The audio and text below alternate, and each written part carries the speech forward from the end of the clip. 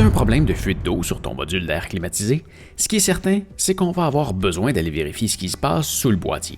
Et avant d'y aller, on va s'assurer que tu risques pas de t'électrocuter. Alors, rends-toi à ton panneau électrique, trouve l'interrupteur qui est responsable de ton air climatisé et éteins-le. Voilà, maintenant on peut commencer. Alors, lève ce fameux capot.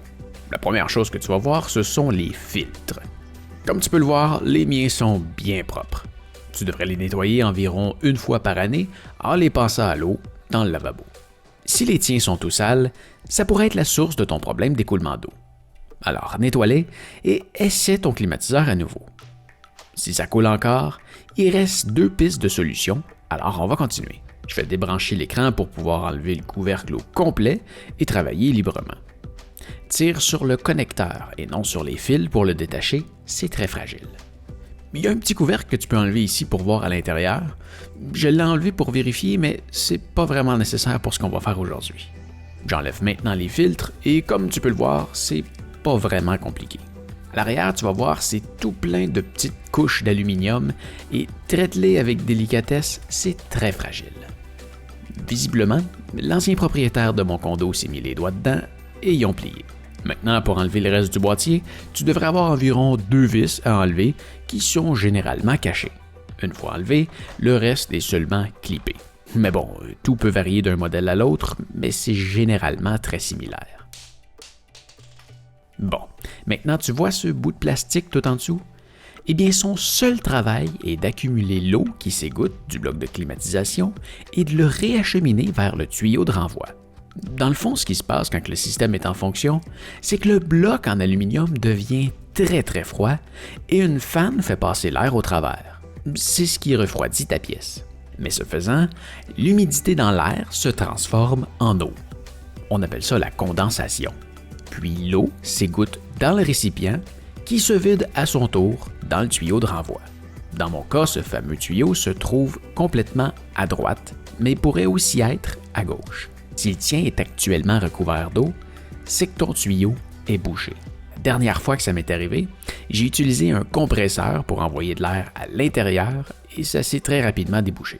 Pour tester l'écoulement de ton tuyau, tu peux tranquillement vider un récipient d'eau sur le module, tout en faisant très attention de ne pas en envoyer dans la partie électrique, et surveille l'écoulement du tuyau.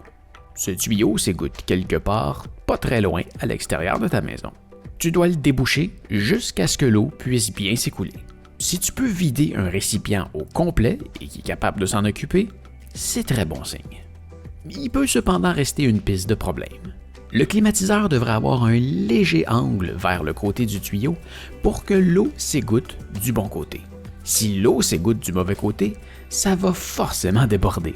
Et si l'angle n'est pas assez important pour le faire déborder, mais juste assez pour créer une petite accumulation du mauvais côté, l'eau deviendra tellement froide qu'elle finira par se transformer en glace, et comme tu peux le voir ici sur la vidéo, la glace commence à remonter dans les filets d'aluminium, ce qui peut éventuellement faire en sorte que l'égouttement se fasse à l'extérieur du récipient, donc sur ton plancher.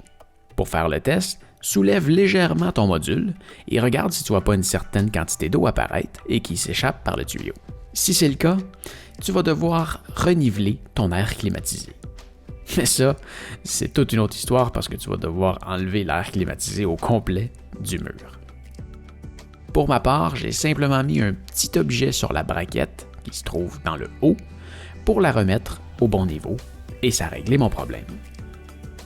Enfin, il ne reste plus qu'à tout remettre en place bien comme il faut. Rassure-toi de bien remettre chaque pièce et chaque vis à leur place.